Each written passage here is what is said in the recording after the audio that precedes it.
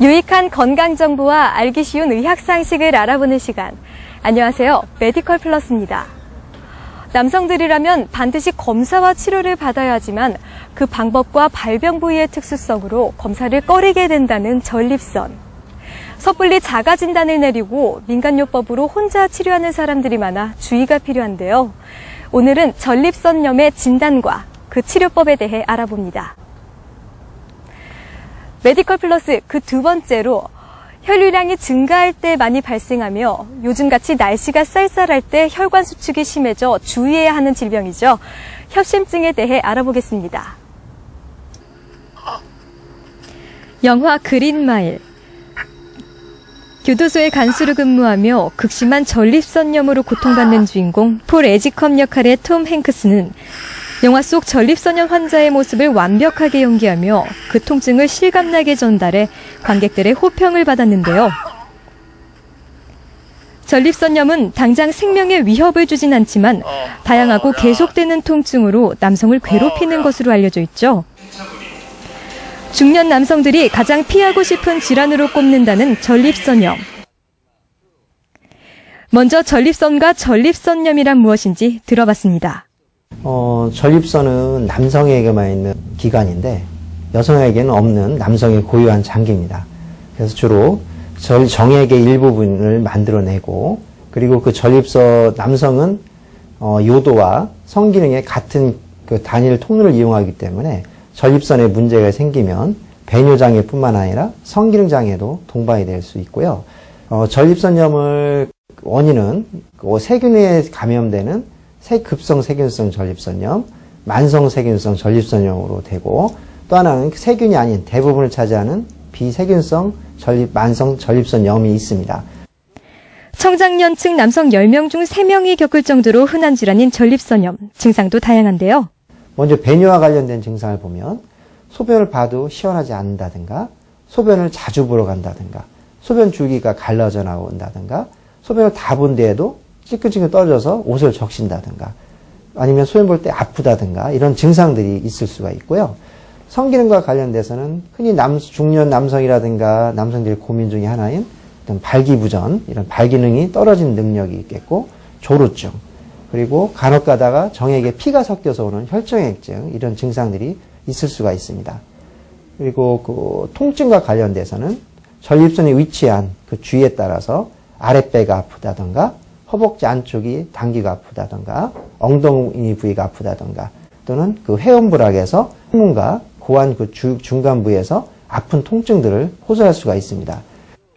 전립선염은 전립선을 마사지해 분비된 액을 현미경으로 정밀 검사해 진단하며 경우에 따라 세균 배양 검사도 이뤄집니다. 작년 12월 달에 이제 술을 한 번 먹었었어요. 근데 밤에 오줌이 안 나오더라고요, 갑자기. 그래가지고 좀 이상하다 싶어가지고 이제 응급실에 갔었죠, 병원에. 가서 이제 그때 거기서 이제 결과를 이제 알게 된 거죠. 전립선이라고 해가지고.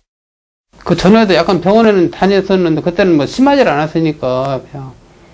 그래서 그 뒤로 다 치료를 지금까지 계속 하는 거예요. 밤에 소변을 막 12시에 자든 뭐 10시에 자든 4번, 5번 막 일어났었어요. 근데 요즘은 이제 그런 증상은 이제 없어졌거든요. 밤에 이제 한 번, 길으면 이제 2번. 그 정도 지금.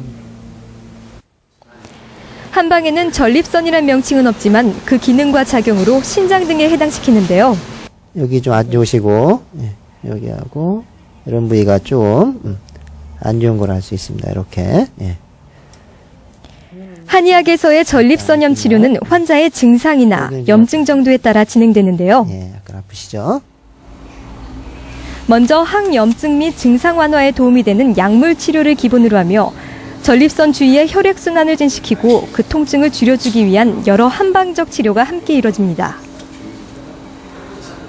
그러니까 침이라는 거는 이제 기와 혈을 돌려서 제 기혈의 흐름을 개선시키고 균형을 맞춰서 부분적으로 염증이 있거나 기능이 떨어진 데를 강화시키는 이제 그런 치료법으로 볼 수가 있습니다. 또한 한의학의 주요 치료 수단인 침법을 토대로 선정된 경혈의 대칭으로 침을 놓고 양전극과 전류를 흘려보내며 증상을 개선시키는 전침 치료도 이루어지는데요. 이제 기본적인 침추에다가 이제 전기 치료를 같이 병행한 거거든요. 지금 맞으신 부위가 관원하고 중구 양쪽에 있는 복직근에 자극을 해서 이제 그 흉추 11번, 12번 이런 쪽에서 배뇨와 관련된 근육들을 신경을 자극해서 배뇨를 원활하게 될 수 있도록 그 전기 치료를 하고 있는 겁니다. 불편하진 않으시죠? 예. 전침 치료는 특히 통증과 관련 증상들의 개선에 효과적인데요. 뿐만 아니라 인체에 자기장을 발생시켜 음이온이 증가하고 자율신경에 영향을 줌으로써 혈액순환을 촉진하며 자율신경계의 자극과 근육 강직으로 인한 통증을 완화시키는 한방 자기장요법이 더해지며 전립선의 한 곳에 몰려서 머물러 있는 기혈을 소통시키고 약해진 몸의 기운을 보충해주기 위한 뜸 치료와 순수 한약재에서 정제 추출한 약액을 침을 놓는 자리에 주입해 침과 한약의 작용을 동시에 할 수 있게 해 치료를 극대화시키는 약침 치료도 함께 이루어집니다. 근데 전립선염에서 제일 고통받는 이유가 뭐냐면 전립선 내에 약물 침투가 잘 안 되고 또 하나는 대부분을 차지하는 만성 비생유성 전립선염, 즉 만성 골반 통증 증후군의 원인들이 밝혀지지 않았다는 겁니다. 그래서 정확한 치료법들이 아직 제시된 게 없고 또 하나는 이게 조금만 과로한다든가 스트레스를 받는다든가 차를 타고 장거리 여행을 한다든가 오래 앉아서 과음주를 한다든가 하면 쉽게 재발될 수 있기 때문에 항상 이 만성 전립선염은 남성들을 지긋지긋하게 괴롭히는 질환 중에 하나입니다. 그래서 항상 그 전립선 강화요법이 필요한 것처럼 향후 생활 습관이라든가 이런 것들 같이 계산하는 것들도 전립선염 예방이나 치료의 중요한 방법 중에 하나가 되겠습니다. 생활습관 개선이 예방과 치료에 중요하다는 전립선염. 전립선의 건강을 위한 골반 체조가 있는데요. 먼저 정면을 보고 똑바로 누운 상태에서 무릎을 굽힌 채 천천히 엉덩이를 들었다 내렸다 하는 동작을 하루 10회 정도 반복합니다. 다음은 아까와 같은 자세로 누운 채 항문에 힘을 줬다 뺐다 하며 아랫배와 엉덩이 근육을 이완 수축시키면서 운동 효과를 높여줍니다. 또 어깨보다 넓게 다리를 벌리고서 손은 머리에 깍지를 낀 채 등은 펴고 숨을 마시며 앉았다 내쉬며 일어납니다. 다음으로 무릎을 편 상태에서 골반 부위를 중심으로 천천히 왼쪽으로 3번, 오른쪽으로 3번 원을 그리며 돌려주고 끝으로 양다리를 좌우로 넓게 벌리고 앉아 주먹으로 다리 내측, 즉 무릎 근처에서 허벅지 안쪽까지의 부위를 가볍게 30회 정도 두드려주면 전립선 건강에 좋다고 합니다. 과음과 흡연, 또 오래도록 의자에 앉아있는 습관을 고치는 것이 예방법이 된다는 전립선염. 그 외에 예방법에 대해 들어봤습니다. 그리고 흔히 여성들은 찬 데 앉으면 안 된다고 되어 있는데 남성들도 마찬가지로 찬 곳에 앉아 있는 것은 전립선염이라든가 이걸 유발할 수 있기 때문에 주의를 하셔야 되고 특히 요즘 그 젊은 20대, 30대에서 전립선염이 증가한 추세를 보이는데 꼭 끼는 하의들, 청바지든 아니면 꼭 끼는 속옷이든 이런 것들은 전립선에 기혈 순환이라든가 이걸 저해해서 우려를 만들어서 전립선 염증을 일으킬 수 있기 때문에 그런 것들은 피하는 게 좋을 것입니다.